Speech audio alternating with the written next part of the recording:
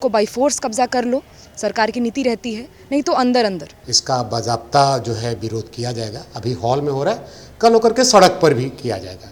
सरकार ने इस देश के नागरिकों के निजता के अधिकार पर हनन किया है।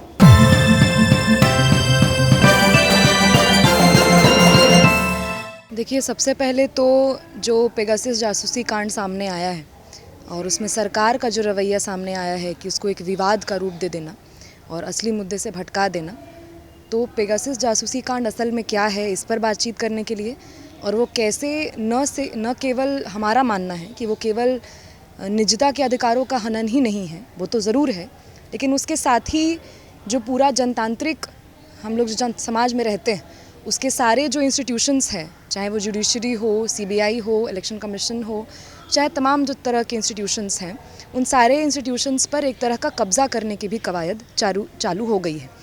हम जानते हैं कि फांसीवादी तंत्र में जो सारे या तो उनको बाई फोर्स कब्ज़ा कर लो, सरकार की नीति रहती है, नहीं तो अंदर अंदर। तो ये सरकार या तो अपने विचारधारा से सहमत लोगों को इम्पोर्टेंट पोजीशन से बैठाती है ताकि उनके तरह की उनके फ़ायदे की नीतियाँ पास हो सके, और दूसरा भी जो एक पहलू छूटता है कि अगर कुछ ऐसे लोग भी हैं जिनका ज़मीर अभी उतना मरा नहीं है या उनके विचार से वो उस तरह से सहमत नहीं है और इतनी जो भयावह स्थिति हो गई है समाज में, उस स्थिति में वे अगर अपना मुंह खोलते हैं, अगर वो जनता के पक्ष में बातें करना शुरू करते हैं, तो उन तमाम लोगों को इस पेगासस जासूसी कांड के ज़रिए उनके फ़ोन्स में इंस्टॉल करके उनके जो निजी जानकारी है, निजी पल है, उनको लेकर उनको एक ब्लैकमेल करने का भी एक ज़रिया आ सकता है। मेरा नाम आकांक्षा है, मैं सर्वहारा जन मोर्चा से हूँ। जो आज का जो कार्यक्रम जन अभियान के द्वारा किया जा रहा है, सर्वहारा जन मोर्चा उसका एक घटक संगठन है। पेगासस ग्रीक पौराणिक कथा का एक देवता है जो है तो घोड़ा लेकिन पक्षियों की तरह आकाश में उड़ सकता है। हिंदू पौराणिकता में जिस तरह हनुमान में उड़ने की क्षमता थी, कुछ वैसे ही चमत्कारी है पेगासस। इजराइल की साइबर सुरक्षा कंपनी एनएसओ ने अपने स्पाईवेयर का नामकरण इसी पौराणिक देवता के नाम पर किया था। इसका इस्तेमाल जासूसी के लिए किया जाता है।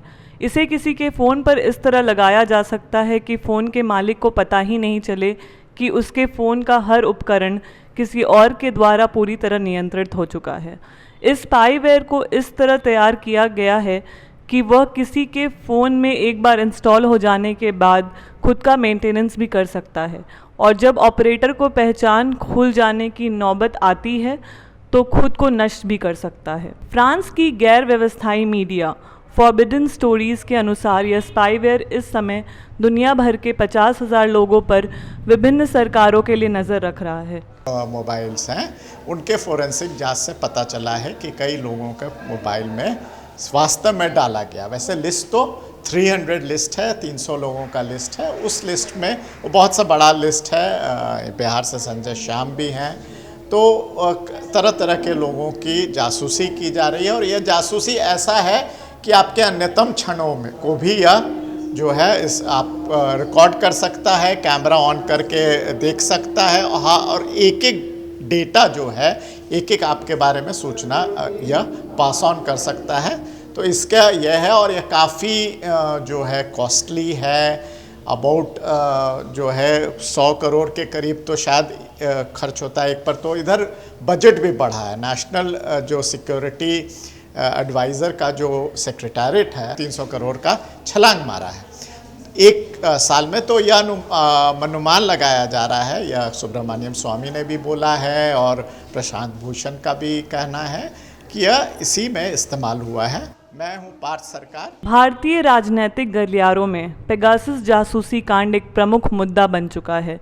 जजों, पत्रकारों, वकीलों, नौकरशाहों, सैनिक बलों, खुफिया एजेंसियों, गैर सरकारी संगठनों में सक्रिय कार्यकर्ताओं के शिकार होने की रिपोर्टों के बाद देश में इसे लेकर बेचैनी दिख रही है। पेगासस स्पाईवेयर के तहत इस देश के प्रमुख लोगों की जासूसी हुई है। उसमें जज हैं, पत्रकार हैं, सामाजिक राजनीतिक कार्यकर्ता हैं, मंत्री हैं, विपक्ष के नेता हैं। इन सारे लोगों की जासूसी हुई है, यानी भारत के प्रमुख लोगों की जासूसी हुई है।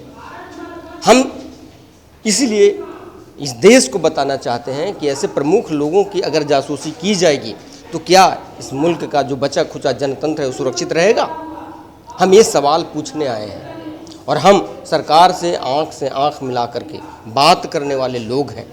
हम आम लोगों को भी ये बताना चाहते हैं कि जासूसी अगर करवाती है सरकार तो हम इसका प्रतिरोध करेंगे। हमको इसका प्रतिरोध करना चाहिए। हमको ये अधिकार है इस देश की सुरक्षा के लिए, इस देश की आर्थिक सुरक्षा के लिए, इस देश की राष्ट्रीय सुरक्षा के लिए ये ज़रूरी है। इसलिए हम लोग ये कार्यक्रम आयोजित कर रहे हैं।